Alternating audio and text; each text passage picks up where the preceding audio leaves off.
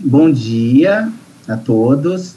A gente gostaria de agradecer a presença de vocês, esse tempinho que vocês estão dispensando dessa rotina totalmente atípica por conta da pandemia, para estar aqui com a gente nessa live que a gente chamou de pré-evento do 7º Encontro de Serviços de Informações ao Cidadão das Instituições Públicas de Ensino Superior, né, Instituições Públicas de Ensino Superior e Pesquisa no Brasil. Esse é um evento que a gente já vem realizando desde 2014, mas ainda não é o evento, tá? É apenas uma live. Eu ia pedir para que o pessoal do apoio, se pudesse postar lá no grupo novamente, no grupo de Six, o endereço do YouTube, né, e mais o card da live, porque pode ser que alguém tenha se esquecido e eu acho que é importante, antes da gente entrar na temática propriamente dita, chamar essas pessoas que eu acho que porventura possam ter interesse. Pessoal, vai ser um bate-papo mesmo. Eu até disse para Maria Luísa que ficasse muito tranquila, que a ideia é a gente abordar um assunto que é extremamente relevante, de interesse, com certeza, acredito que da maioria, né?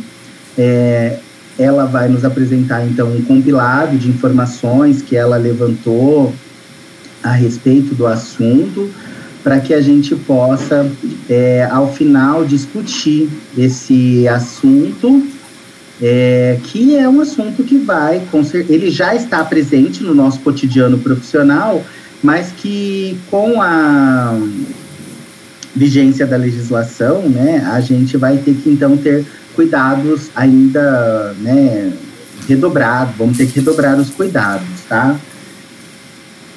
Para a gente, então, tentar ser pontual o máximo possível, e as pessoas vão chegando, né, de acordo com as disponibilidades, eu gostaria, então, de apresentar para vocês, acredito que a maioria já conheça, a nossa expositora de hoje, né, que vai dividir com a gente esse conhecimento que ela sistematizou, que é Maria Luísa Firmiano Teixeira.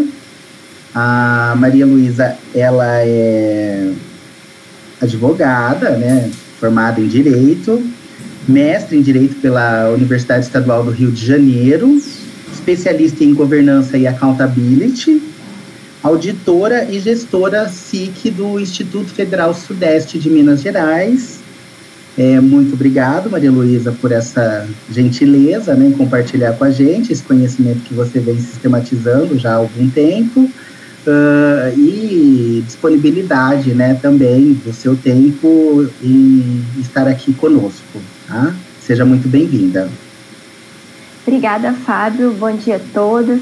É uma grande honra estar aqui conversando com vocês hoje sobre esse tema, um tema que é atual e muito importante até para o desenvolvimento da cidadania, para o desenvolvimento da nossa sociedade. Eu estou muito agradecida de estar aqui. Espero que vocês gostem da minha fala.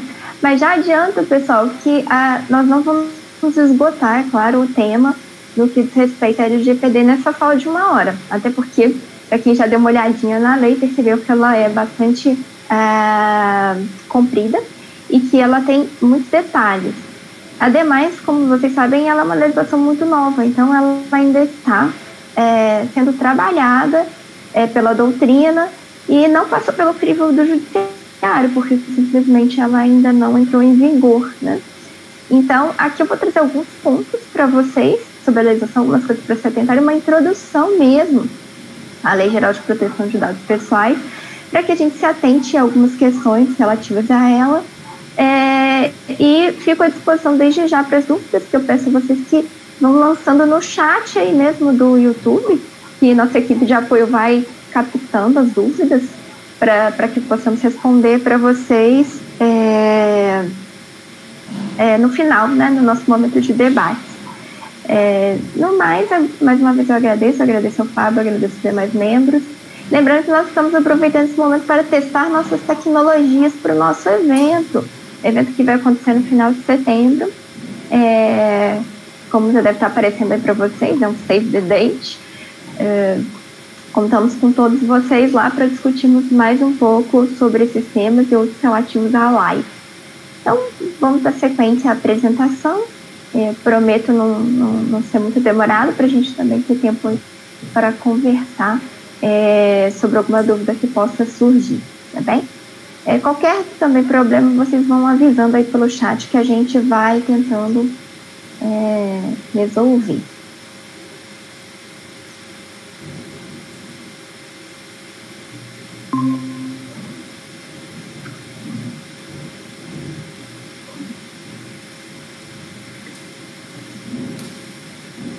Então, nossa proposta é dar uma introdução à Lei Geral de Proteção de Dados Pessoais, né, a Lei 3.709 de 2018, e a gente vai passar basicamente aqui por um breve histórico e algumas questões relativas à idealização dessa legislação. Nós vamos conhecer um pouco da estrutura dessa legislação proposta, né?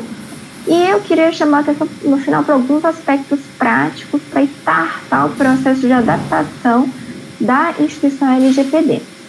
Essa apresentação, gente, até pelo público que a gente alcança, claro, ela é mais voltada para a iniciativa pública, né? Então, eu vou procurar ressaltar aquilo que eu acho mais importante para as instituições públicas, mas algumas coisas aqui são de aplicação geral, iniciativa pública e privada, e outras coisas acabaram ficando um pouco mais de fora, porque elas são mais para iniciativa privada, tá bem? A primeira coisa que a gente tem que entender sobre a LGPD é essa evolução em que a gente vê em termos de privacidade na história, né, do desenvolvimento da sociedade, para a gente chegar até a necessidade de uma lei de proteção de dados pessoais, né? A privacidade, ela é a primeira vez, né, que se começou a tratar de privacidade do ponto de vista jurídico, foi quando começaram a surgir as máquinas fotográficas, né, e foi possível de você captar uma imagem de uma pessoa sem que ela ao menos soubesse. A partir do momento em que você conseguiu ter essa possibilidade, começou-se a discutir se isso não merecia uma regulação, se isso não merecia que o direito observasse para fins de proteger a privacidade da pessoa. Então, a discussão dos dados tem origem na privacidade, embora hoje o fundamento não seja esse. O conceito de privacidade ele foi evoluindo, né, ao longo dos anos, das décadas, e começou a tangenciar a questão dos dados, da proteção dos dados, com esse problema propulsor, essa criação de tecnologia de concentração de dados e processamentos, ou seja, quando começaram a surgir os primeiros computadores capazes de concentrar dados e processar. Claro, né, que no início dessa tecnologia, esse processamento de dados, essa concentração, era algo que era de poucos, né? Era uma tecnologia de titularidade de alguns entes da iniciativa pública ou privada. Então, a solução desse problema inicialmente foi relativamente simples. Você começa a criar licenças e regulamentos específicos para o setor que trata e concentra dados. Só que a evolução tecnológica continuou, né? E hoje você tem computadores e câmeras que captam sua imagem, e inteligência artificial e um computador em suas mãos, né? Que é o celular, uma função muito similar. A tecnologia avançou, então você consegue hoje coletar e processar dados de uma forma nunca antes vista na história. Então, você tem um problema, porque agora você tem dados amplamente disponíveis, inclusive muitas das vezes disponíveis de forma voluntária, né, pela pessoa em suas redes sociais ou em cadastros para ter acesso a certos sistemas, e de uma forma bastante ampla. Então, o problema se tornou, porque você tem verdadeiramente aí uma gama enorme de dados e pessoas processando dados, né? E, como vocês já devem ter ouvido falar, né? Como disse o CEO da Cielo, os dados, eles são o novo petróleo. Eles são aquilo que se julga será o bem mais valioso que se pode angariar nessa nossa era de agora. Então, diante de tudo isso, dessa disseminação da coleta e do processamento de dados, a privacidade, o conceito de privacidade já não era suficiente do jeito que a gente conhecia, que é o direito de você ter sua imagem protegida, o seu direito de não ter sua residência violada, o seu direito até de permanecer só. Isso já não contempla mais o tamanho, a dimensão, a proporção que as coisas tomaram. Isso começou a entender que também, dentro da questão da privacidade, e aí já ligado aos dados, a questão agora era de autodeterminação informativa. O que significa isso? Eu tenho direito de determinar o quanto se sabe ou se expõe sobre mim. É direito meu controlar as informações sobre mim mesmo. Então, a gente saiu lá do conceito inicial de privacidade, hoje a gente fala nessa autodeterminação informativa. Esse direito de controlar o que se sabe sobre você, que você possa dizer para quem você desejar ou expor da forma que você desejar informações sobre você mesmo, e saber também quem tem informações sobre você e de que forma essas informações são dispostas. Então, hoje o fundamento, né, da proteção de dados é essa autodeterminação informativa, que é uma evolução, né, do conceito de privacidade. E o nosso novo problema, que além da expansão das tecnologias, né, é a chamada simetria informacional. O que é essa simetria informacional? Como coletam dados nossos a todo tempo, a todo momento, eu simplesmente não sei o que está sendo coletado e de que forma está sendo coletada. Os grandes processadores de dados e concentradores de dados, eles têm informações que eu nem imagino, né? Eu gosto de citar sobre isso. Eu fiz um curso de internet das coisas uma certa vez, e eles foram falar sobre o que as instituições financeiras consideram, né, sobre você para poder te conceder ou não empréstimo, para a formação daquele tal do seu score. Não sei se já ouviram falar do tal do score. Então, assim, aí o professor citou, por exemplo, se na sua rede social você divulga muitas coisas sobre consumo de álcool, você tem muitos amigos devedores. Então, eles têm uma quantidade de dados sobre nós que nós nem imaginamos. Existe uma simetria informacional. Nós sabemos muito pouco sobre o que eles sabem sobre a gente e sobre a utilização dos dados que eles fazem, seja para a produção do seu serviço, do seu produto, ou até para influenciar a nossa conduta, né? Que é o grande ponto, a grande preocupação. Em que medida a concentração e processamento de dados não vai distorcer ou influenciar de maneira negativa na sociedade. Daí o maior medo, né, gente, gerando discriminação, gerando racismo, gerando tendências políticas propositadas. Então, hoje a gente, então, tem essa questão da simetria informacional, e a LGPD, né, assim como outras legislações do mundo sobre o tema, ela foi pensada justamente tendo em vista a coletividade e a distribuição do ônus relativo à simetria informacional. Ora, então, existem grupos, existem empresas, sociedades empresárias, ou existe o Estado, né, que é o maior, talvez, detentor de informações pessoais que a gente tem, que tem um conjunto de informações que a gente nem imagina, então cabe a eles o ônus de cuidar da melhor forma dessas informações e de nos manter informados sobre o que eles sabem e de que forma eles estão tratando esse conjunto de informações de dados. Então, a LGPD, ela faz isso, ela distribui o ônus a quem de direito em função da simetria informacional. Ela, então, é uma lei que ela promove, claro, né, a proteção dos dados pessoais, mas também promove a proteção, mas também promove o direito à autodeterminação informativa. Então, ela tem um lado protetivo em face das sociedades empresárias e do próprio Estado, mas também um lado de promoção dessa autodeterminação informativa. Ela veio garantir isso. Como é que funciona a questão de proteção de dados em outros países? É importante a gente conhecer. Nós estamos, assim, um pouquinho atrasados, né? A Argentina, por exemplo, pessoal, ela tem uma lei de proteção de dados já tem 20 anos. O Uruguai criou isso em 2008. Os países da América Latina de economia, digamos, média, né? Eles já têm a lei há 5, 6 anos.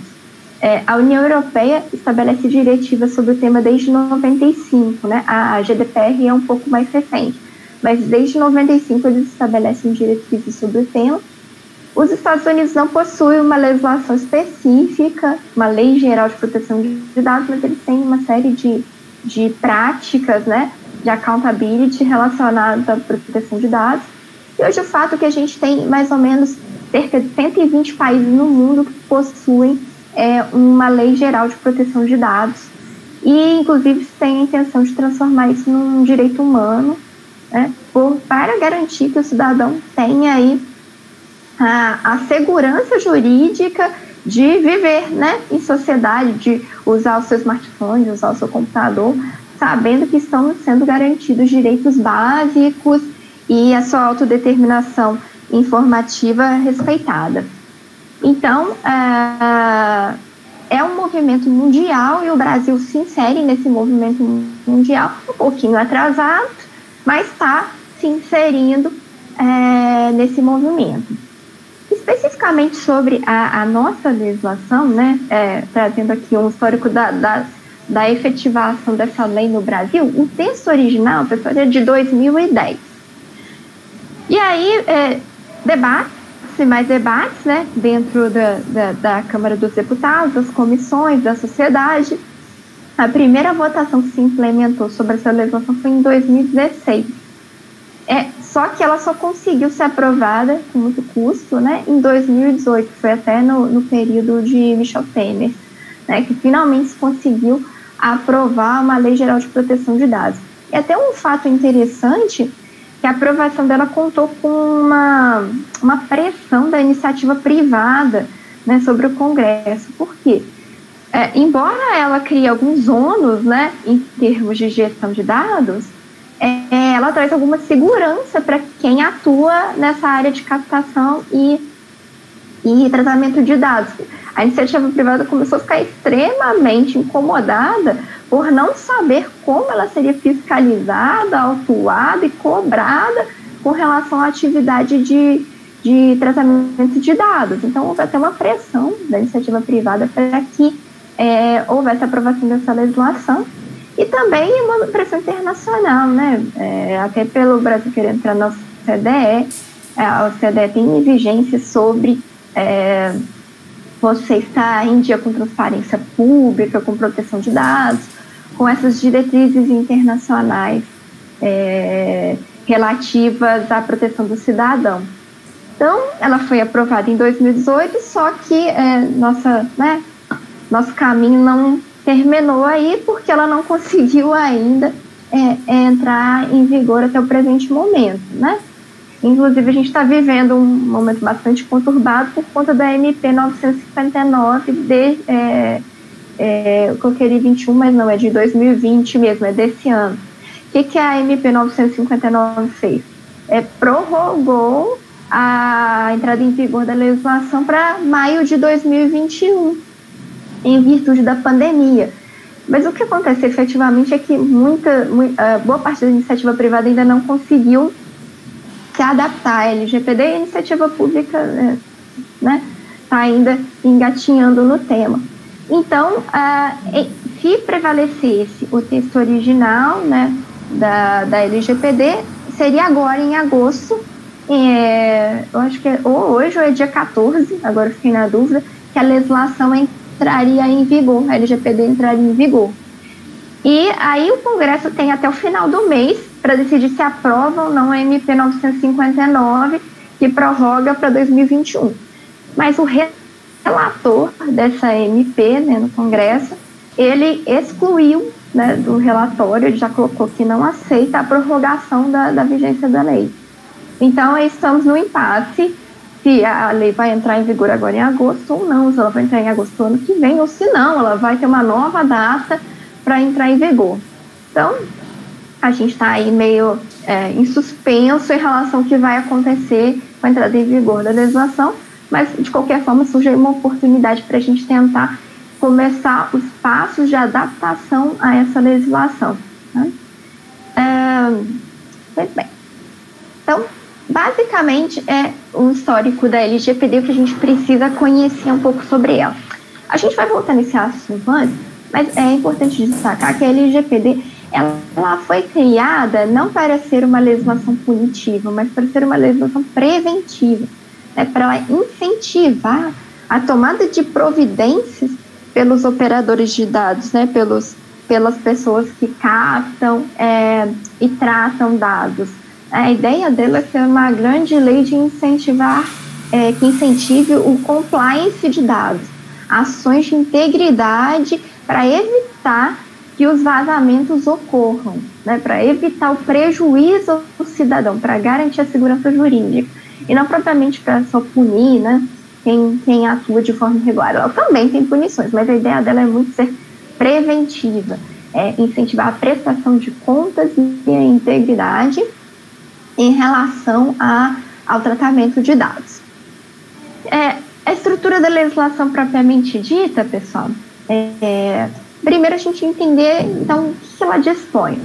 A LGPD, ela abarca toda a forma de tratamento de dados, que aí eu trouxe para vocês o conceito direto da lei, que é toda operação realizada com dados pessoais, com as que se referem à coleta, produção, recepção, classificação, utilização, acesso, produção, transmissão, distribuição, processamento, arquivamento, armazenamento, eliminação, avaliação, controle, modificação, comunicação, transferência, difusão ou extração. Ou seja, é bastante amplo. É só tratamento digital, pessoal? Não. Não é só de dados na forma digital. É qualquer tipo de tratamento de dados, inclusive de arquivos físicos. Então, vocês vão perceber mais adiante que a gente aumenta bastante o número de operadores diante disso. Né? A gente vai ver essas figuras direitinho, né? Do operador, do DPO. Não é só o pessoal que lida com dados que estão em formato digital, não. Também quem lida com dados que estão ainda na modalidade analógica se encaixa aí na questão do tratamento. Então, ela trata dos tratamentos de dados feitos em território nacional. E que dados são esses? Os dados pessoais, né, ditos pela lei como informação relacionada à pessoa natural identificada ou identificada, e o dado pessoal sensível, que é uma série de dados que pode gerar de alguma forma segregação, discriminação, são aqueles dados mais próximos da convicção pessoal, da identidade pessoal de cada um. Pela estrutura da legislação, então você percebe que dados anonimizados, eles não são abarcados da mesma forma pela LGPD.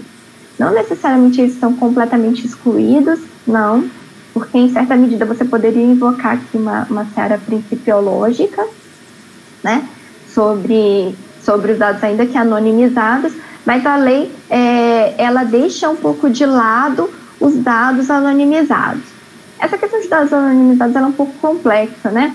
Recentemente eu li alguns estudos e eles estavam destacando que fizeram uma pesquisa nos Estados Unidos, falou se você tivesse 5 tipos de informação anonimizada num cruzamento de dados de inteligência, com inteligência artificial, você conseguiria identificar a pessoa.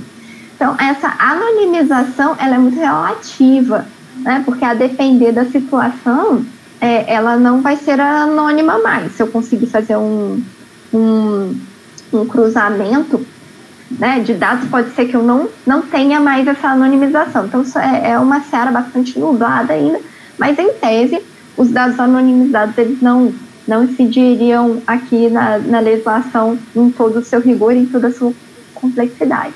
Então, a LGPD se concentra no tratamento, em todas as suas formas, dentro do território nacional de dados pessoais, incluindo aí, né, como uma série dos dados pessoais, os dados pessoais sensíveis, é sobre isso que ela traz. E o que mais a gente encontra dentro da LGPD, pessoal?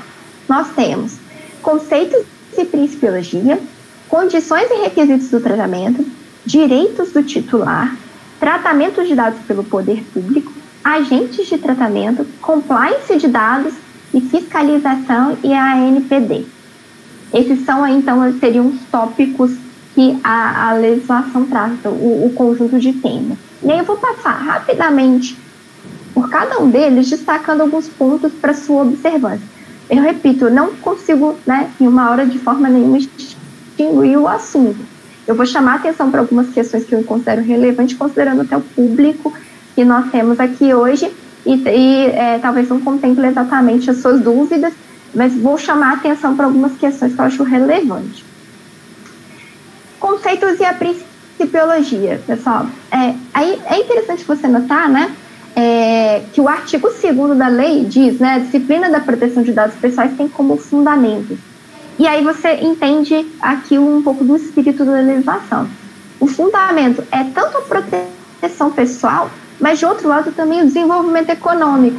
Então ela é uma legislação que quer garantir também o desenvolvimento econômico, a inovação, o desenvolvimento dessa seara de sociedades empresárias que lidam com o tratamento de dados, só que isso com segurança, com a proteção pessoal, com a garantia da privacidade, da autodeterminação informativa. Então, ela é uma lei que tem em vista congregar essas duas questões: a proteção da pessoa, do seu direito fundamental à autodeterminação informativa, né, que ainda vai, né, existe uma emenda constitucional de 2019 que pretende inserir dentro dos direitos fundamentais da proteção aos dados pessoais, mas lembra vocês que em maio agora o Supremo, né, o STF já reconheceu que existe sim um direito fundamental à proteção de dados pessoais, provavelmente vai vir a estar na Constituição de forma clara, mas enfim,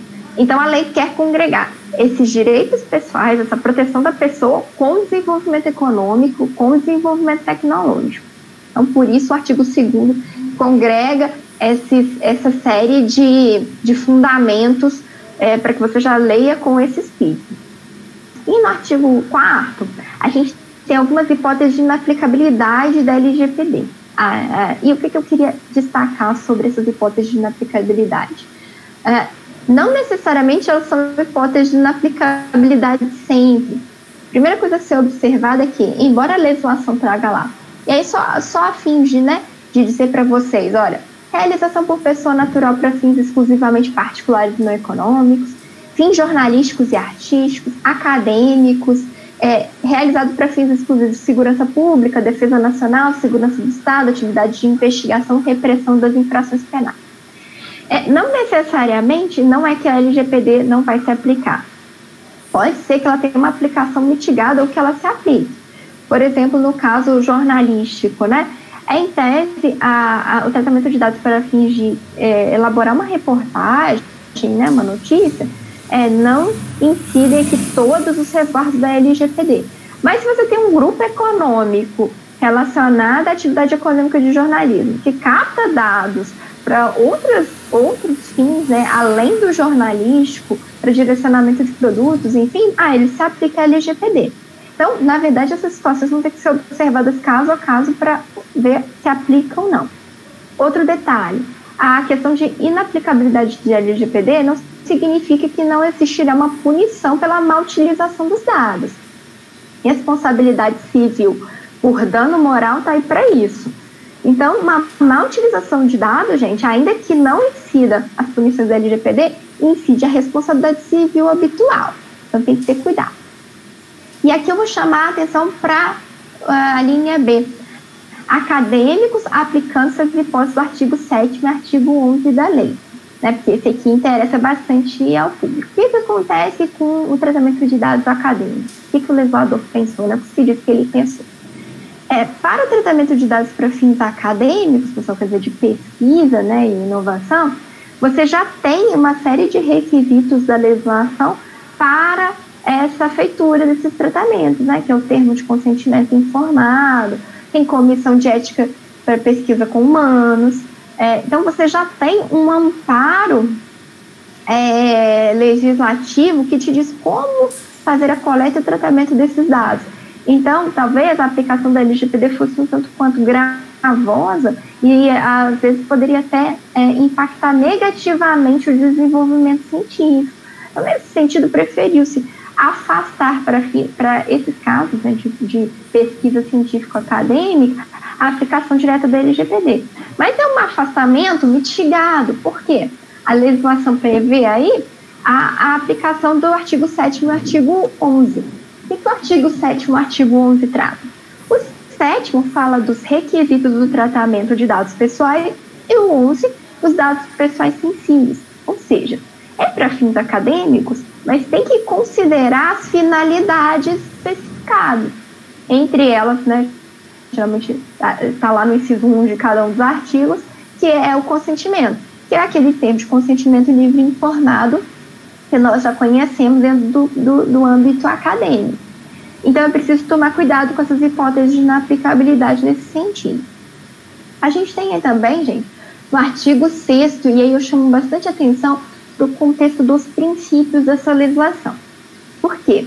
Conhecendo bastante os princípios, você tem mais chances de fazer, ainda que não conhecendo o teor legal completo, uma boa proteção de dados, uma boa gestão da questão de dados. O princípio, talvez, mais importante dessa legislação é o princípio da finalidade. Por quê? O princípio da finalidade, ele diz que a captação e tratamento de dados ela deve ter uma finalidade específica, um propósito especificamente declarado pelo aquele que faz o tratamento de dados. E essa finalidade, pessoal, é que vai vincular aquele conjunto de dados captados para sempre.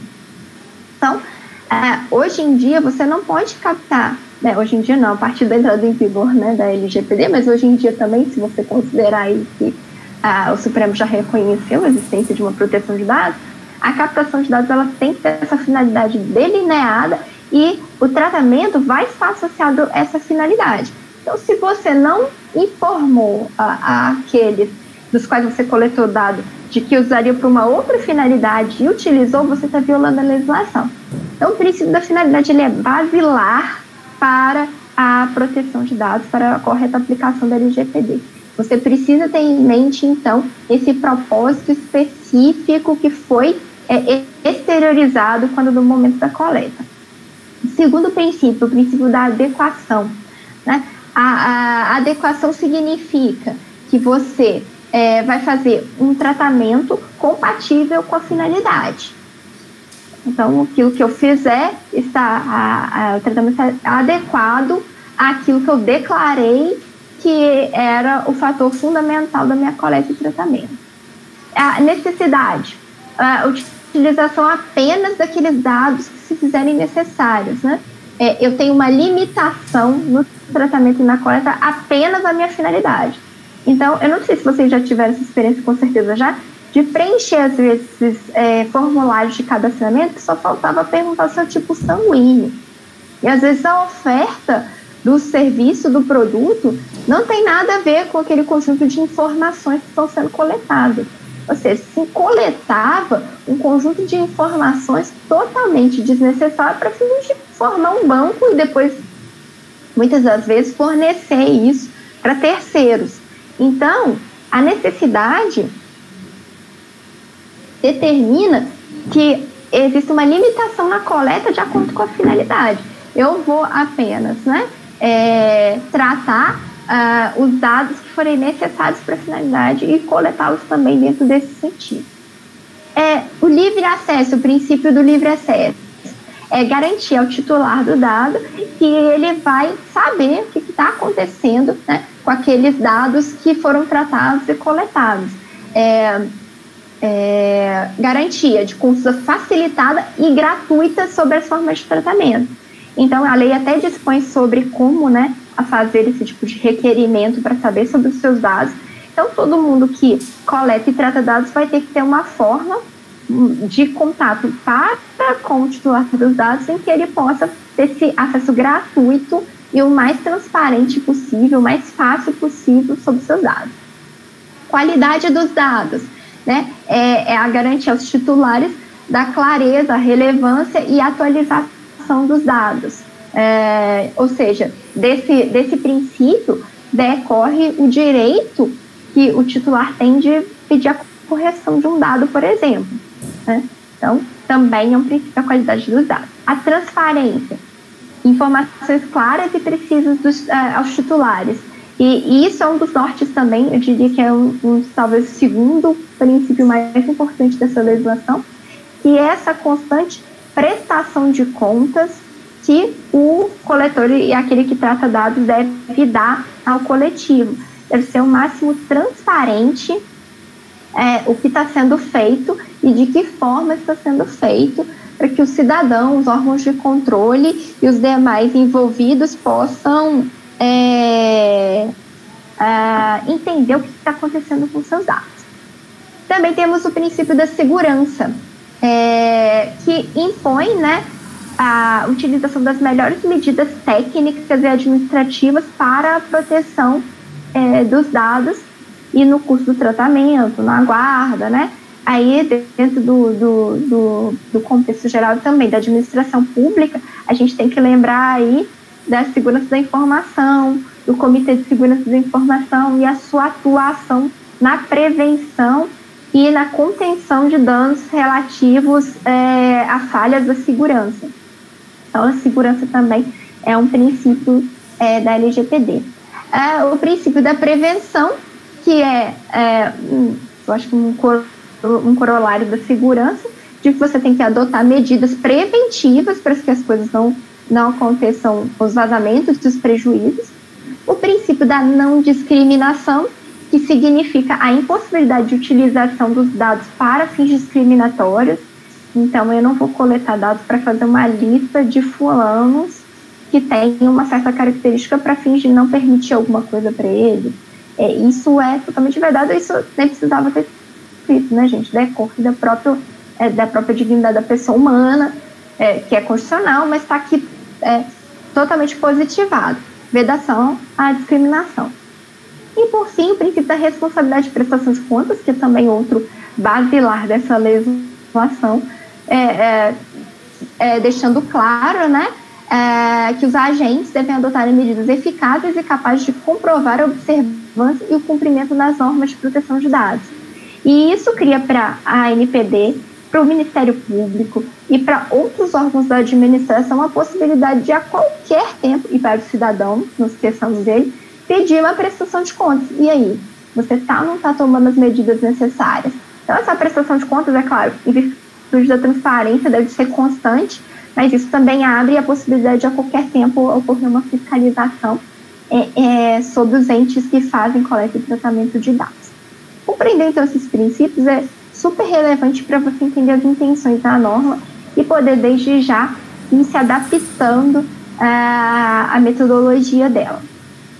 Vistos os princípios, a gente passa por um segundo ponto da norma, né, das condições e requisitos do tratamento. Esse ponto, pessoal, é imenso e eu realmente não posso aqui, pela exiguidade do tempo, tratar detalhadamente sobre as hipóteses de tratamento de dados pessoais, os dados pessoais sensíveis. Então, primeiro eu remeto para todos, né, uma leitura lá das hipóteses e vou destacar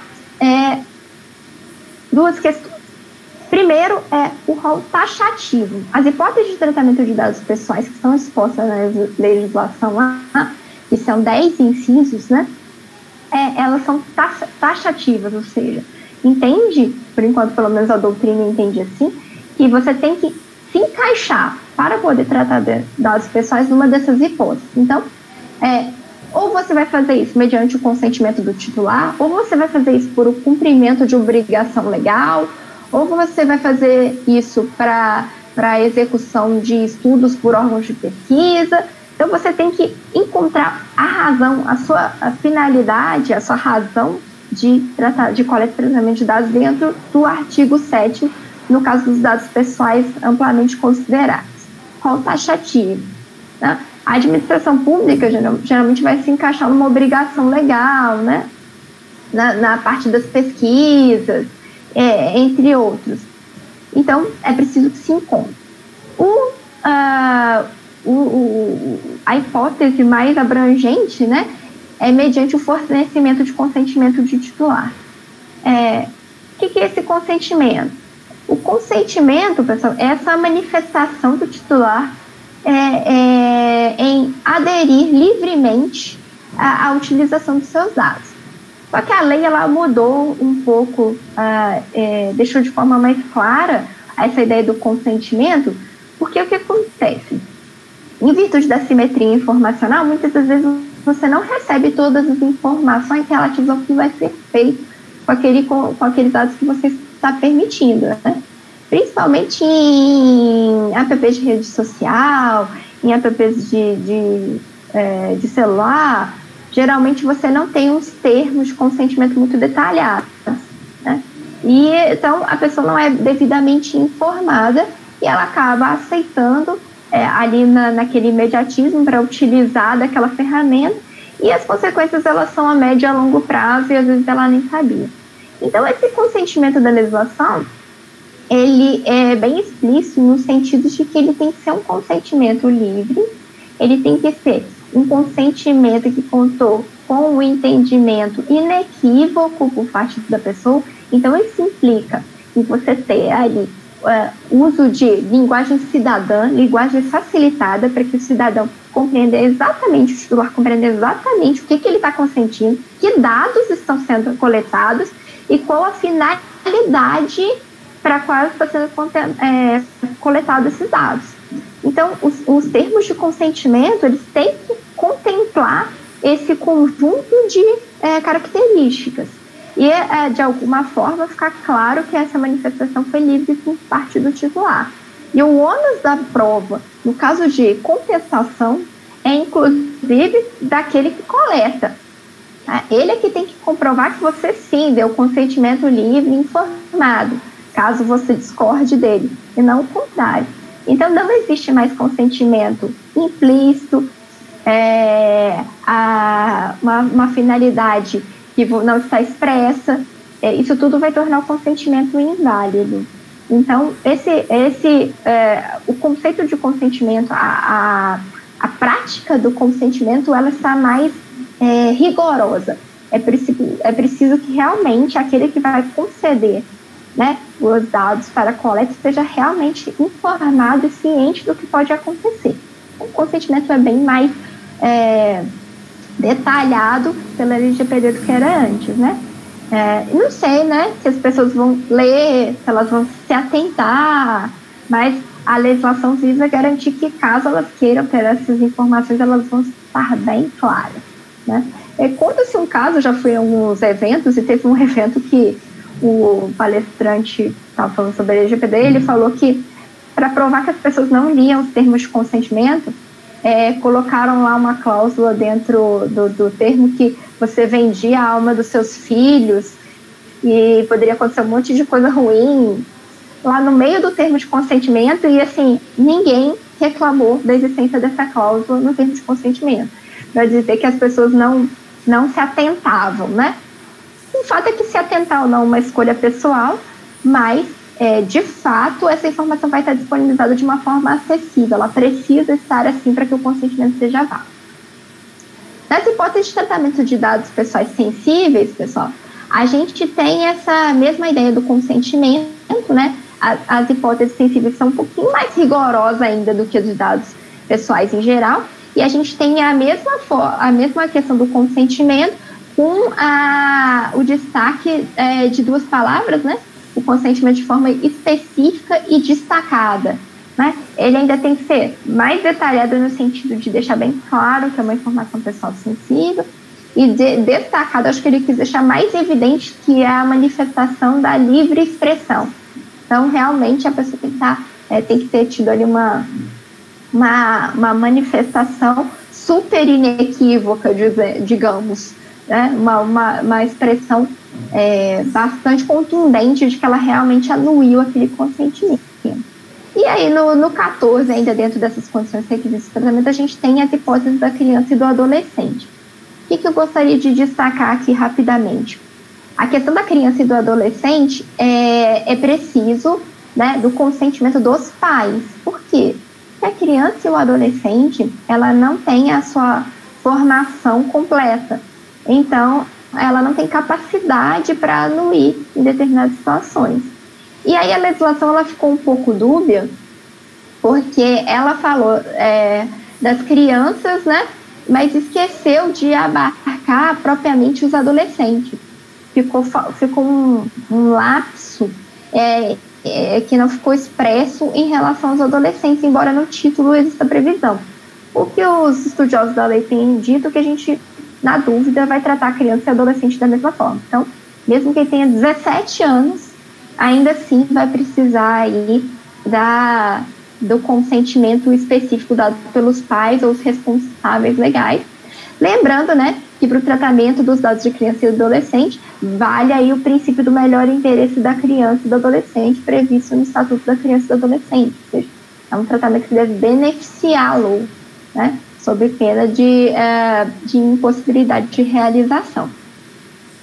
As condições e requisitos, pessoal, eles merecem cursos específicos, porque são longos e tem bastante polêmica. Eu realmente só vou passar por isso aqui. Os direitos do titular, acho importante a gente conhecer também das garantias e os direitos dados ao titular, né?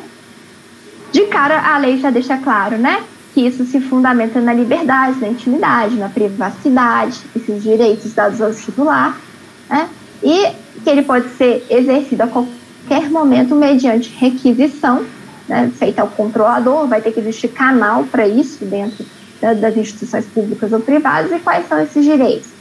Confirmação da existência de tratamento, ou seja, eu tenho direito de saber se você está tratando ou não, quero saber se você tem um dado meu, se você está tratando. Se você tiver, eu tenho que poder saber que dados você tem, que você está tratando. Eu tenho direito à correção desses dados, os dados que sejam completos, inexatos, desatualizados, né? Eu tenho direito à anonimização ou bloqueio ou eliminação de dados desnecessários, sejam excessivos ou em desconformidade com o tratamento da lei. Eu tenho o direito de portabilidade dos dados para outro fornecedor, que isso ainda é uma incógnita, como tecnicamente vai ser feita essa portabilidade, o pessoal ainda da área não sabe bem. Eliminação de dados tratados com consentimento do titular, ou seja, já ocorreu, né, o tratamento. Por exemplo, eu já comprei o curso, já assisti aquele curso inteiro, e agora eu quero que os meus dados pessoais sejam eliminados daquela plataforma. Eu posso pedir isso a qualquer momento, ressalvadas as hipóteses do artigo 16, que traz algumas hipóteses em que essas informações básicas podem ser retidas por força de legislação, para fiscalização, e outras hipóteses em que, de alguma forma, o controlador, o operador tem que prestar contas disso em algum tempo, então eles podem guardar os dados em virtude disso. Informações das entidades públicas e privadas com os quais o controlador realizou esse compartilhamento de dados. Eu tenho direito ainda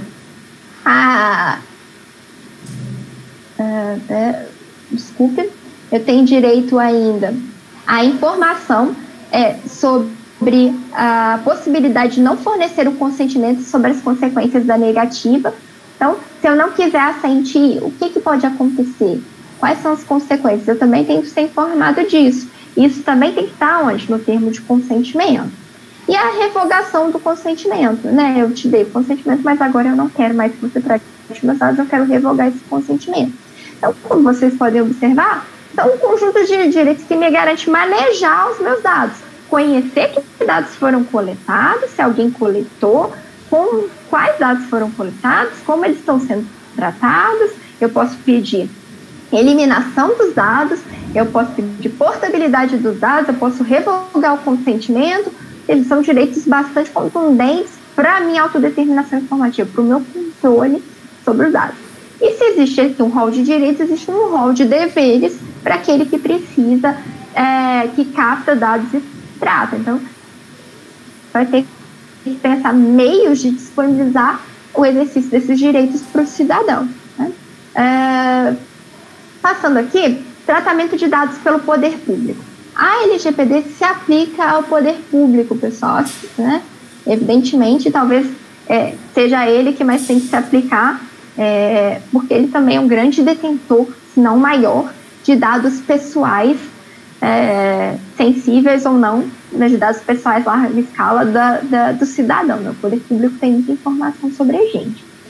E o que se deve se observar sobre o tratamento dos dados pelo poder público? É que o dado pessoal o tratamento do dado pessoal pelo poder público deve ter em conta, gente, finalidade pública, né? Finalidade pública, persecução do interesse público, competências legais e atribuições legais. Ou seja, em outros termos, pessoal, a gente vai se lembrar aqui do princípio da legalidade e do interesse público. O que norteia toda a atividade da administração pública é o interesse público e o princípio da legalidade. Mais uma vez, diante do tratamento de dados, o que norteia a administração são as atribuições legais e o interesse público. Então, é isso que tem que ficar demonstrado quando a administração está coletando e tratando dados. Que ela tem competência legal, atribuição legal para aquilo, que aquilo é feito para atingimento de uma finalidade pública. E aí, no inciso 1º desse artigo, a gente já vê uma obrigação do ente público, pessoal. Até no último congresso da Controladoria, eles falaram que isso deveria estar de uma forma bastante explícita em área específica dos sítios institucionais.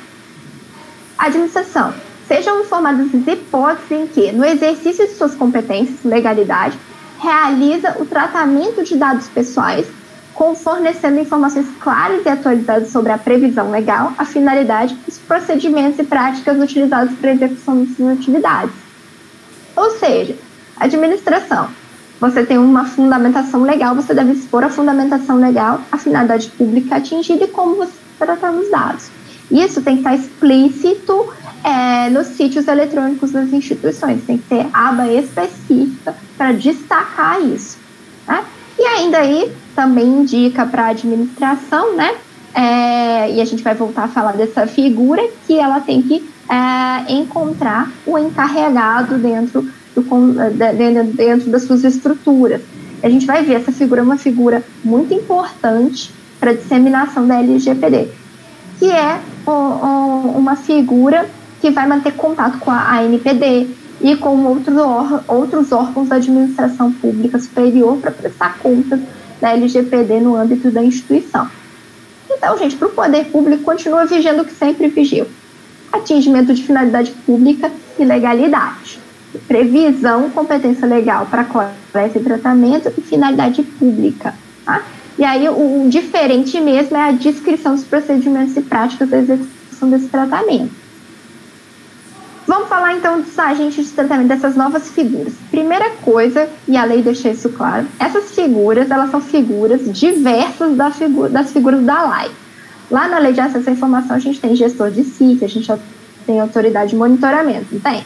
Essas figuras, elas continuam existindo, né? Agora a gente tem novas figuras trazidas pela LGPD, que é o controlador, o operador e o encarregado. Quem é o controlador, pessoal? O controlador é aquele que decide, é aquele que teve a ideia de captar os dados, é aquele que decide para onde esses dados vão, que vão ser feitos com eles. É a alta gestão da administração pública, se a gente for falar, e também a alta gestão dentro da iniciativa privada. Esses são os controladores, então eles têm poder de mando. São eles que tiveram a ideia de captar dados, de o que fazer com isso. A gente tem a figura do operador. Quem é o operador? O operador, como o próprio nome diz, ele é um operacional. É aquele que operacionaliza as ordens do controlador. É ele que vai dizer, vai fazer acontecer a coleta e o tratamento. O operador não é só o pessoal da tecnologia da informação. É todas as pessoas que fazem essas atividades de operacionalização da coleta e tratamento. Ele é o operador. É essa pessoa que lida com o tratamento dos dados pessoais. E olha que interessante, em nome do controlador. Ou seja, ele age seguindo as regras impostas pelo controlador.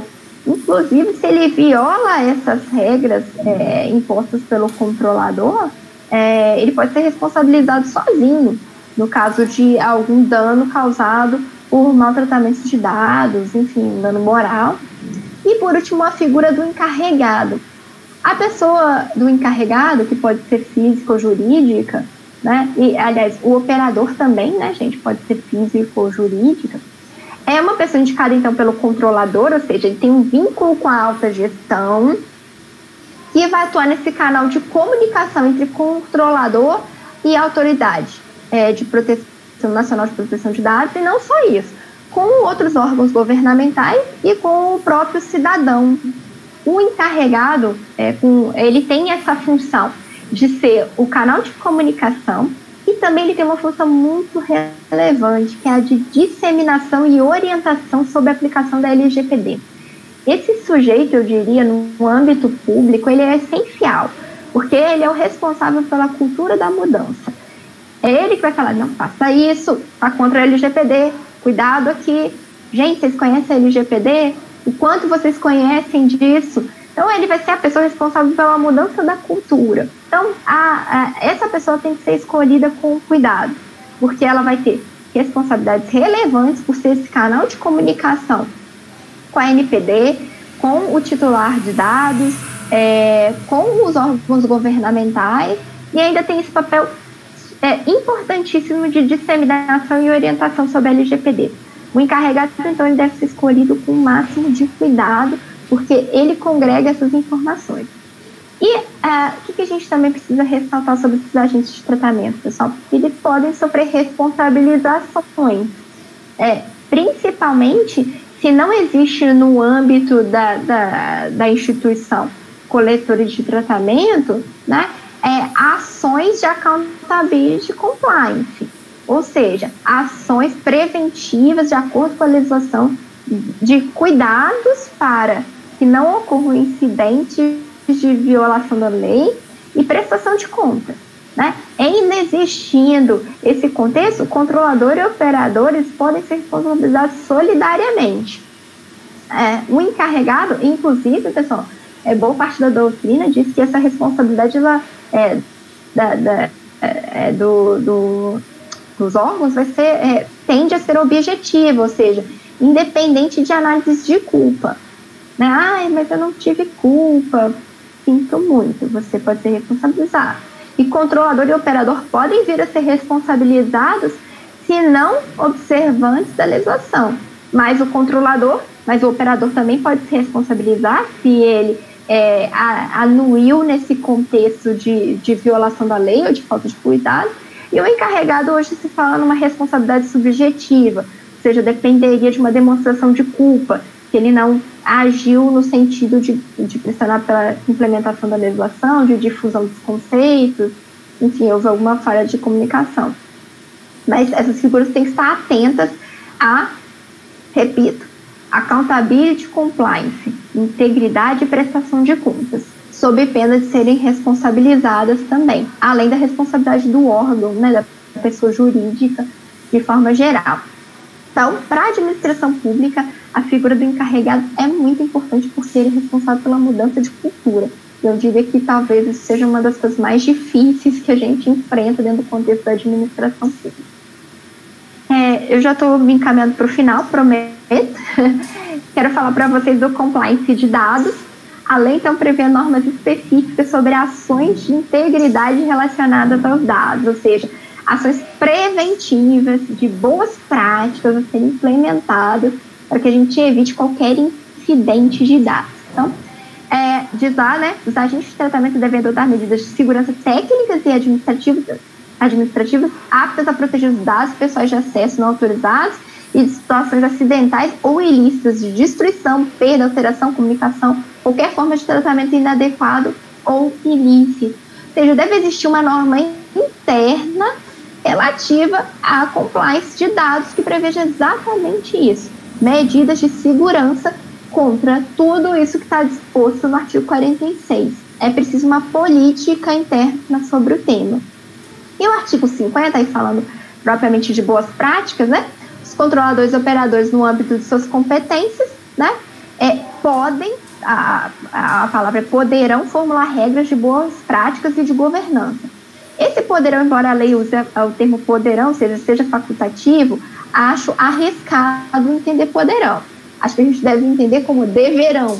Tanto que o governo já até lançou um manual de boas práticas, né, no governo federal sobre a LGPD. Por quê, pessoal? Isso ajuda no funcionamento correto da instituição, na orientação das pessoas, criando ali práticas educativas, mecanismos internos de supervisão, para que a gente tenha a melhor aplicação da legislação. Então, no geral, o compliance de dados, ações visando a integridade sobre coleta e tratamento, elas são essenciais para essa legislação.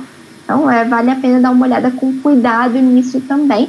E elas são uma responsabilidade conjunta entre controladores, operadores, uma responsabilidade de cobrança. E aí eu já trago aqui um pouco do meu entendimento, da parte do encarregado, principalmente porque ele vai estar recebendo informações externas, manifestações do público, manifestações de órgãos do governo, no sentido de levar essas práticas, essas orientações para a autogestão. Por fim, a fiscalização e a ANPD. Pessoal, a ANPD existe na legislação, ou seja, a Autoridade Nacional de Proteção de Dados, ela existe, porém ela não foi constituída ainda pelo Executivo, infelizmente, e o pessoal, tem gente até falando assim, numa omissão dolosa, numa responsabilização pela falta da Autoridade Nacional de Proteção de Dados. Que é essa autoridade? Ela seria uma autoridade que teria que ter uma independência para fiscalizar, né, no âmbito nacional, a aplicação da LGPD. E ela tem, inclusive, poderes punitivos para tanto. Então, ela é uma autoridade que legisla complementarmente sobre a LGPD, ela orienta sobre a LGPD, então ela decide casos não previstos na lei e ela fiscaliza. Então, ela tem uma importância imensa dentro do contexto da melhor aplicação da LGPD, mas, infelizmente, ela ainda está só na norma, ela não existe praticamente no Brasil ainda. Não sei se ela vai existir, quanto tempo, eu acredito que ela vai, mas quanto tempo vai demorar para ela surgir, assim, não se sabe. Isso é muito criticado por todo mundo, porque é uma autoridade essencial. E aí o que acontece? Na ausência da ANPD, a gente acaba tendo uma diversidade de órgãos que podem cobrar a LGPD. Entre eles, quem? Ministério Público, né, que tem aí o poder de defesa da coletividade, pode aí entrar com uma diversidade de medidas para exigir a implementação da legislação dos órgãos. Até, né, com o surgimento da ANPD, a gente não afasta o Ministério Público, mas eu acredito que no primeiro momento, com a ausência dela, ele vai ser um órgão de enorme atuação nesse contexto. Quanto à fiscalização, a gente tem uma série de punições previstas na legislação. Eu destaquei aqui as que são previstas em face da administração pública, porque, na verdade, em face da iniciativa privada, nós temos aí punições pecuniárias, por exemplo, que nós não temos a previsão aqui para a administração pública, né? Em face da administração pública, nós temos basicamente aí advertência, publicização da infração, bloqueio de dados pessoais, o que essa parte de bloqueio e eliminação de dados pessoais ela ainda é bastante polêmica. Por quê? Porque você pode inviabilizar o exercício da atividade do órgão por exigir bloqueio dos dados pessoais ou eliminação, né, desses dados pessoais por parte do órgão público. Então fica meio assim, mas tudo bem, eu falei, mas como é que eu vou exercer minha atividade administrativa sem isso? Então isso daí é uma questão que ainda está em discussão. Né? Suspensão parcial do funcionamento de banco de dados, suspensão do exercício de atividade de tratamento de dados, enfim, essas são punições administrativas que estariam aí sendo propostas pela ANPD. Né? Não obstante, né, gente, as punições administrativas, você possa ter ações de responsabilidade e reparação de danos, no caso de incidentes que causem prejuízo a qualquer pessoa ou um coletivo de pessoas. Você pode ter aí ações individuais de reparação de danos, ações coletivas propostas pelo Ministério Público, por associações. Essas punições administrativas não afastam as outras que podem advir da responsabilização, que a gente já tem toda uma estrutura dentro do ordenamento. Por fim, fim, para encerrar, e eu peço desculpas aí que eu avancei um pouco na minha 1 hora, eu quero falar um pouquinho dos aspectos práticos iniciais para a implantação da LGPD. Pouca coisa, mas coisa efetiva. É preciso criar um arcabouço legal dentro da instituição. Mas o que eu acho que vale a pena? Pensar num programa institucional de privacidade de dados que contemple, inclusive, né, ações de normatização. Talvez, né, vocês que são de instituições públicas de ensino federal receberam, né, da Secretaria de Governo Digital um questionário sobre a implantação da LGPD na instituição. E o questionário fala muito disso, do estabelecimento de um programa institucional de privacidade de dados. Na verdade, ele parte desse princípio, né, da existência de um programa. Para quê? Para que a gente tenha um conjunto de ações palpáveis de como é que vai se dar passo a passo a implantação da LGPD na instituição. Então, é preciso que a gente pense mais amplamente na criação realmente de um programa de privacidade de dados para implementar a LGPD de uma forma segura. E aí, pessoal, 2 ações assim, básicas que precisam ser feitas, precisam ser pensadas. O mapeamento dos dados processados pela instituição, sob o viés da sua competência legal para isso e da finalidade. Então, o que eu faço enquanto instituição? Eu tenho qual a finalidade do que eu estou fazendo, qual a relação da minha coleta de dados com a finalidade que eu faço? Eu tenho competência para estar coletando esses dados? Então, você tem que olhar se a sua legalidade, seu interesse público estão em dia com a coleta de dados que você realiza. Isso é básico. E segunda coisa, diminuir a coleta e o tratamento de dados, pessoal. Assim, na minha atividade, eu vejo corriqueiramente coleta de dados desnecessária. A administração não precisa ficar coletando, diminua a coleta de dados pessoais, isso é uma ação básica, né? Colete efetivamente só aquilo que precisa e trate só aquilo que precisa. Não fique coletando informações pessoais que não são imprescindíveis à finalidade. E o que eu vejo muito na administração é a recoleta. Já tem aquele dado e aí pergunta de novo num outro formulário, pergunta de novo num outro formulário. Para quê? Isso aumenta as chances de você ter uma exposição de dados pessoais indevidos. Então, entender se a sua legalidade, se a sua finalidade estão em dia, seu interesse público, sua previsão legislativa para aquele coleta tá ok, e aquele tratamento, e diminuir a coleta de dados e o tratamento de dados sem necessidade. Isso tem que ser as ações iniciais. Reformular os questionários, reformular os formulários na busca de diminuição dessa coleta. Essencial também a identificação dos responsáveis, especialmente encarregados. Então, o controlador, tudo bem. O operador, a gente precisa fazer um esforço de entendimento ali para verificar quem que está colocando em prática esse tratamento de dados dentro da instituição. E a identificação também do encarregado, que eu, como eu já destaquei, no meu entender, é uma figura imprescindível dentro da administração pública, por ser esse coordenador da lei e por ser esse que vai mudar a cultura, que vai implementar ações de disseminação da LGPD e de correção dentro da instituição sobre a aplicação dela. É claro, o encarregado, né, a gente vai ter apoio de outras estruturas, como, por exemplo, um comitê de segurança da informação, uma comissão permanente de avaliação de documentos sigilosos, né, um trabalho conjunto. Mas essa pessoa é essencial. E, gente, atividade de comunicação e capacitação. Nós precisamos falar dentro das instituições sobre a LGPD e nós precisamos capacitar as pessoas sobre a LGPD para que as práticas se corrijam desde a base, né? Não adianta nada ter um programa institucional lindo e maravilhoso que ninguém conhece. Então, preciso implementar práticas de capacitação e de comunicação de tudo isso para que eu consiga realmente disseminar essa cultura, especialmente dentro da administração pública, tá?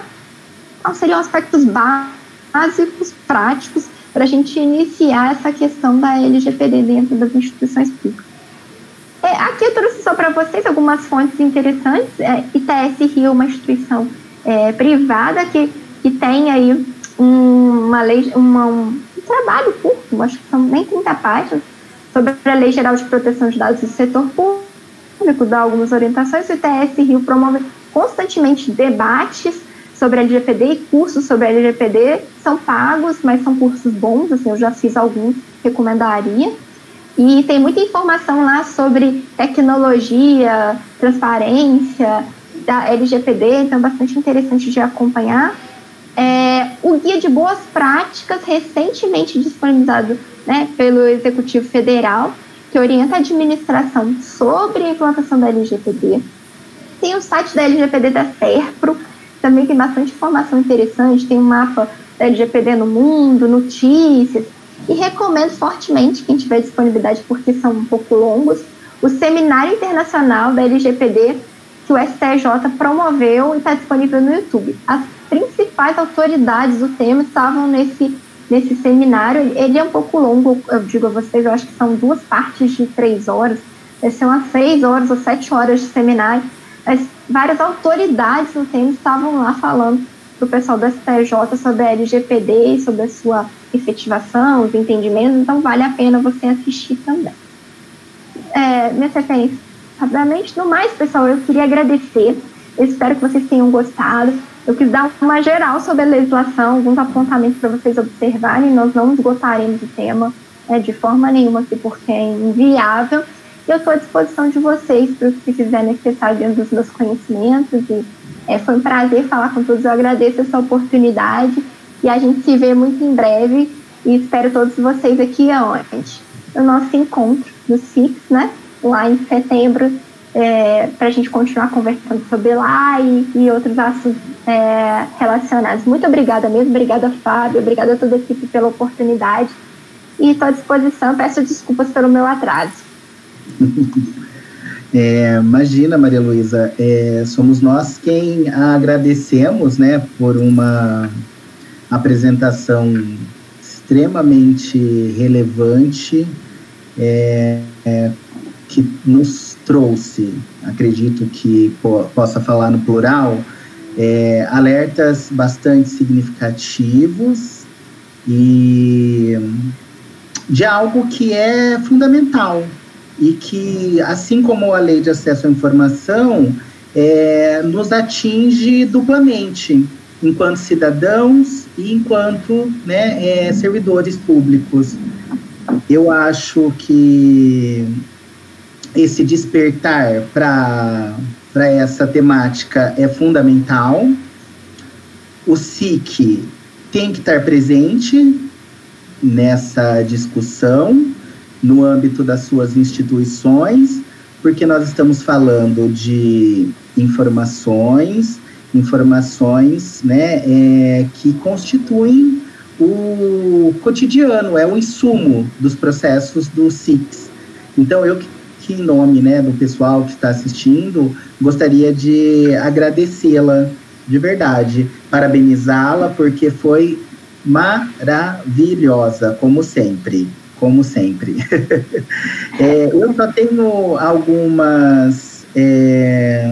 alguns aspectos que eu gostaria de ressaltar. Eu gosto desse panorama histórico que você traz, né, nos remetendo lá à máquina fotográfica e a captura, né, de imagens, e parece-me que ali começa essa questão, né, da captura indevida e a possível invasão de privacidade, né, quando eu começo a ocupar, avançar um espaço que é o meu. Então, muito, muito interessante. Acho que esse despertar começa lá mesmo, né? Não sei se todos aqui, talvez os mais novos nem se recordem, mas máquina fotográfica é uma coisa, né, lá da década de 90, muito interessante isso. E logo depois, com os computadores e a sua alta capacidade de processamento, né? Tanto para coleta, né, de dados, de informações, e enxergar as informações, né, sob o prisma do CEO que você mencionou, né, como o chamado novo petróleo, porque é isso mesmo, né, informação é poder, quem tem informação, né, tem algo muito valioso nas mãos. Esse direito de controle que já deveria ser inerente ao indivíduo, ao titular, mas que não era, né? Você, inclusive, ressalta as informações, né, os dados que são coletados à revelia e que nem são de conhecimento dos titulares, haja visto os chamados scores, né? Você tem um bom perfil, você não tem um bom perfil, você tem uma pontuação, né? Você nem sabe nada relacionado a isso, como se chegou a isso, né, esse denominador. Então, essa invasão de privacidade, que é uma realidade que a gente vivencia hoje. Então, eu acho que a LGPD, ela é uma necessidade, é um rigor necessário, é colocar ordem em algo que é extremamente relevante, né, enxergar a proteção de dados pessoais como um direito humano, porque é algo fundamental mesmo, né? Ninguém tem que extrapolar um limite que eu estabeleço, porque a vida é minha, né? Então, só que assim, né? Estamos no Brasil, então nós temos esse impasse com relação à vigência, maio de 2021, agora, nos próximos dias, não se sabe. Mas o fato é que eu acredito que seja um caminho sem volta, né? Ela se tornará, sim, efetiva, terá sua vigência efetivada.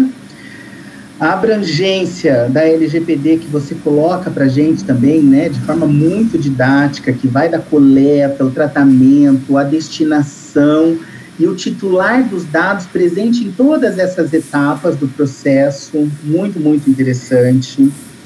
Os papéis e responsabilidades, né, que são trazidos pela LGPD, com responsabilizações. E aí, né, de novo, mastigadinho, né, controlador, o operador, o encarregado, o que cada um desses, né, tem como atribuição. Achei um avanço, né, e você nos atentou para isso. O que a LAI não traz, a LGPD acho que avança um pouco, que é a questão da definição de dado pessoal sensível. Coloca ali um conjunto que nos norteia mais facilmente do que seriam dados pessoais sensíveis, né? E a gente tem discutido isso, né, bastante lá no nosso grupo de representantes de SICs, e eu acho que a gente pode começar a invocar esse artigo, porque é muito, muito interessante, essa contribuição é fantástica. Eu acho que pela estrutura da LGPD, ela tem tudo para ser considerada, assim como a LAI, uma das melhores do mundo, apesar de também ser promulgada tardiamente, já que nós vimos que em outros países, né, isso já é uma realidade. Essa atenção que devemos ter aos dados coletados e somente coletar dados para aquela finalidade em específica. Nós que trabalhamos com acesso à informação temos que, inclusive, ficar muito atentos em relação a isso e até alertar as nossas instituições, porque muitas vezes você requer um conjunto de dados que nem tem, né, a ver com a finalidade e inviabiliza o acesso àquilo que é público. E eu já passei inviabiliza, né, Fábio? Desculpa te interromper, mas só para reforçar, e é arriscado, você está coletando dados sem a finalidade específica e se tiver um vazamento, gente. Vou chegar aí, porque de fato, assim, eu passei por uma situação, né, lá no meu cotidiano profissional, concurso público, por exemplo, para docente, na questão de conflito de interesse, chega num nível, né, que você inviabiliza a aferição se de fato não tem conflito de interesse, porque tamanha exigência, tamanho nível de informações pessoais que são coletadas para essa finalidade, né? Então, focar na finalidade, coletar os dados que sejam apenas, né, essenciais para a finalidade. Acho que os titulares, a partir do prisma da LGPD, se tornam, de fato, os donos dos seus dados, como deveria ser. E aí você faz alguns alertas, né, e que nós já podemos, inclusive, retornar para as nossas instituições, né, e tentar já começar esse movimento. Mapeamento dos pontos de coleta, né, evitar redundância. Um mesmo titular, ele fica dando aqueles dados em vários pontos distintos, né, isso para depois você transformar a realidade à luz da LGPD, fica um pouco mais complicado. Então, mapear, né? Mesmo dado está lá na biblioteca, está lá no serviço de atendimento médico, né? Ele está lá na secretaria acadêmica, né? E a ideia é que, num momento, você possa unificar isso, esses dados passam a ser compartilhados, mas também, né, com o consentimento do titular. E eu acho que esse é um ganho e um progresso muito grande, porque agora o titular sabe que está sendo coletada aquela informação, para qual finalidade específica, né? E mais do que isso, ele pode, inclusive, decidir, mantém isso, não quero, revoga, né? Elimina, já cumpriu a finalidade. E o poder público, enquanto maior detentor de dados, né, pessoais, sem sombra de dúvidas, até por conta da máquina, né, do tamanho da estrutura, mas sem perder de vista a finalidade pública, que eu acho que é isso que vai ter que mesmo ser o norte. A questão da agência reguladora, a ANPD, acho que vai ser um ganho significativo. Nós não tivemos isso na LAI, né, e até cobram, porque quem acaba auditando é a CGU, mas a CGU faz parte da estrutura, que é um órgão, né, da administração, então essa isenção é que fica comprometida. No caso da NPD, tomara que a gente consiga tê-la, né, em funcionamento nos moldes das outras agências reguladoras, né, ANAC, ANEEL, né, etc. E, né, tentarmos chegar nisso que você coloca no final como uma provocação, que é de se ter um programa institucional de privacidade de dados. Então, essas foram as minhas considerações. O pessoal que estava nos assistindo, né, que está nos assistindo, tem dois questionamentos, tá, Maria Luísa? Um é do Bruno Luiz. Poderia disponibilizar esse estudo que fala do cruzamento de dados e quebra da proteção feita por meio da anonimização e da esse daqui é trava-língua da pseudonimização. E tem um também da Xará, né, Maria Luísa, da UESC. Quando a lei descreve a pessoa do controlador, operador e encarregado, significa que nas instituições deverá haver todas essas pessoas com essas atribuições? Quem tiver mais questionamentos pode ir se manifestando no chat, tá, pessoal? Que isso vai chegando até nós. Eu posso disponibilizar o estudo, sim. Vou mandar. Eu achei muito interessante, porque realmente, gente, isso é um alerta de todos os especialistas. Essa anonimização é muito relativa, porque com o aumento do uso de inteligência artificial, dependendo das bases que você tem acesso, o cruzamento de informações pode acabar gerando uma quebra da anonimização. Então, realmente, isso é uma coisa que tem que ser vista com bastante cuidado. E aí tem esse estudo que foi norte-americano, que falou, não, eu consigo identificar as pessoas. E até os especialistas vêm reforçando muito isso, né?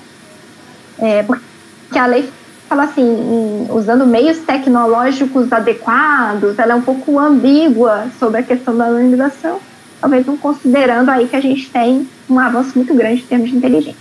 Sobre a pergunta da Maria Luísa, sim, a administração tem que ter essas figuras, né? O controlador, na verdade, ele não vai ser, a alta administração pela descrição dele, né? Não vai existir uma portaria sobre os controladores, mas a gente sabe que aqueles que pertencem à alta administração, porque eles podem decidir sobre a coleta e tratamento. Operador também, não vai existir uma portaria de operadores, talvez, né? Mas é importante que se identifique quem está operacionalizando essas ações de tratamento. Quem? É o pessoal da TI também, mas tem outros grupos de pessoas que operacionalizam a atividade de tratamento dentro das instituições. Agora, o encarregado, esse é mediante portaria, designação, tudo direitinho. Essa figura tem que existir no âmbito federal, já está sendo cobrada a indicação do encarregado. Não sei se vocês se lembram, né? Quem foi no último congresso da Controladoria, teve até a sugestão de alguns palestrantes, no caso foi até o Romão, né, ex-ouvidor geral, que hoje está na Petrobras, eu acho que ainda está, ele até sugeriu que a figura do encarregado fosse o ouvidor. Eu, sinceramente, eu não sei se é tão benéfico se não houver uma estrutura de ouvidoria maior, porque o ouvidor já é bastante sobrecarregado com as demandas sociais diversas, e ele ainda vai ter essa função de disseminar uma legislação tão complexa e tão delicada como a LGPD, mas enfim, ele sugeriu, algumas instituições tomaram essa providência de indicar o encarregado como ouvidor, mas o encarregado ele vai ter que existir. Nós precisamos, então, identificar alguém com perfil, competência, capaz de assumir essa função tão, para mim, talvez a mais relevante, né? Eu acho que o encarregado, Heloísa, inclusive na hora em que você estava nos apresentando, ele tem um papel bastante similar à autoridade de monitoramento, né, no âmbito da LAI. Eu senti, assim, bem próximo no sentido de fazer mesmo, né, cumprir, fazer valer, né, e alertar e etc. Mas eu concordo com você, eu acho que são todos papéis e responsabilidades que surgem, né, advindos da LGPD e que serão necessários. Então, cada instituição, não apenas das instituições federais, né, são as instituições públicas, nomear e definir esses papéis para que se faça cumprir a legislação. E capacitar o encarregado, escolher alguém com aptidão técnica, né?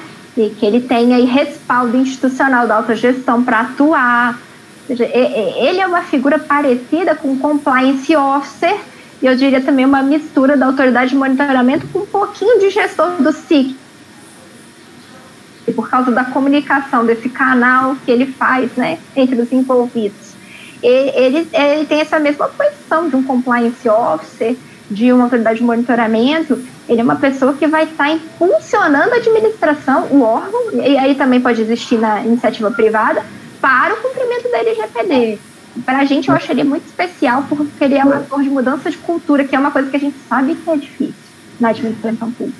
Eu acho que todos nós, né, que somos de instituições públicas de ensino superior e pesquisa, temos uma estrutura minimamente complexa. E com um universo, em se tratando de pessoas, bastante significativo, né? O volume de pessoas com as quais lidamos no nosso cotidiano é grande, né? Então, a gente tem desde usuários de hospitais, né?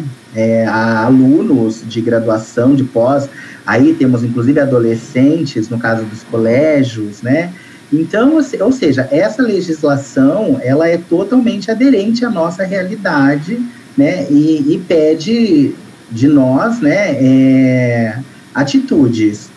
Então, não esperar, inclusive, essa efetividade da LGPD, porque o que tem por trás da LGPD é muito grande. Então, quanto antes se começar esse trabalho, melhor, né? E eu vou destacar... Desculpa, Fábio. Não, eu só ia dizer que é muito importante também se fazer presente. Não esperar, inclusive, que a própria administração, né, a reitoria, invoque. Seja proativo, chegue até a reitoria, né? Leve elementos. Essa apresentação sua, né, que o pessoal está querendo, né, já está pedindo, nós já tivemos esse pedido lá ontem, antes mesmo dela ser realizada, e hoje novamente, e você confirma para a gente que ela vai estar disponível, ela nos traz subsídios suficientes para a gente conseguir chegar até a nossa gestão, até a reitoria, por exemplo, das nossas instituições, no sentido de que, olha, precisamos fazer isso, esse é um trabalho grande, mas a gente tem que começar, porque daqui a pouco isso está batendo as nossas portas. E aí eu queria destacar exatamente isso. Quem vai bater a sua porta? Gente, o próprio cidadão. Quando ele começar a ver que, de repente, na sua instituição tem algum dado dele que está exposto. Ou ele vai querer saber que dados você tem dele. A questão da LGPD, ela é muito forte porque vem do próprio cidadão preocupado com a sua privacidade, preocupado com que a iniciativa pública e privada sabe dele e como utiliza isso, né? Como eu dei um exemplo aqui para vocês do SCOR. Eu não sei se vocês chegaram a assistir, por exemplo, agora falando da iniciativa privada, eu vi o Santander. O banco fez uma propaganda inteira para falar que eles estavam disponibilizando uma aba no aplicativo sobre os dados e as coisas que ele sabia sobre você. para sua conferência, já se adaptando à Lei Geral de Proteção de Dados. Porque o cidadão é uma cobrança dele, eu quero saber o que você sabe sobre mim, como você está utilizando isso, para que eu tenha segurança na minha vida, para que eu tenha tranquilidade, né? E o próprio cidadão vai bater na nossa porta, gente. Vai sim, e eu acho que todo esse trabalho, ele é extremamente benéfico. Pensando, por exemplo, no próprio SIC, que ele requer uma identificação, né, por parte do cidadão para fazer, né, o pedido de acesso à informação. Em se tratando de alguém que já tenha essas informações, né, confiadas à administração pública, ele não precisa entrar com essas informações novamente. Então, tem um trabalho aí, né, que vai ser grande, mas tem toda uma otimização que é um ganho posterior a esse trabalho, né? Eu gosto muito do que traz a LGPD. E mais do que isso, né? Essa é a visão de servidor público, né? Enquanto funcionário da administração pública. Mas tem a questão da segurança enquanto cidadão também, né? Porque é isso, a nossa privacidade estava, sim, sendo invadida. Isso é fato, né? Está sendo invadida, porque ela continua sendo invadida na medida em que essa legislação ainda não entrou, né, em vigência. Mas a partir da vigência, a gente assume, de fato, esse controle daquilo que é nosso, né? E os nossos limites passam a ser respeitados. Exatamente. Enfim, eu acho que um avanço muito grande e acho que a gente tem toda a condição de começar a ver isso nas instituições públicas para que daqui a um tempo a gente tenha uma estrutura e um tratamento bem bacana da questão dos dados pessoais na administração pública. Para mim, começar agora é imprescindível. Espero que as pessoas tenham isso para si. Divulguem, né, pessoas? Conversem com seus colegas, conversem com seus superiores, levem para a autoridade de monitoramento, levem para o superior. Olha, você está de olho na LGPD? A gente tem muita coisa para trabalhar. Porque é um trabalho que é um trabalho necessário, né? Novamente, é importante ressaltar isso. E LGPD é algo que já vinha sendo trazido para nós, inclusive pelos integrantes lá do grupo, como sendo, né, um assunto necessário para ser discutido. E nós estamos fazendo isso agora. Isso me deixa, né, bastante satisfeito. Acho que não paramos por aqui.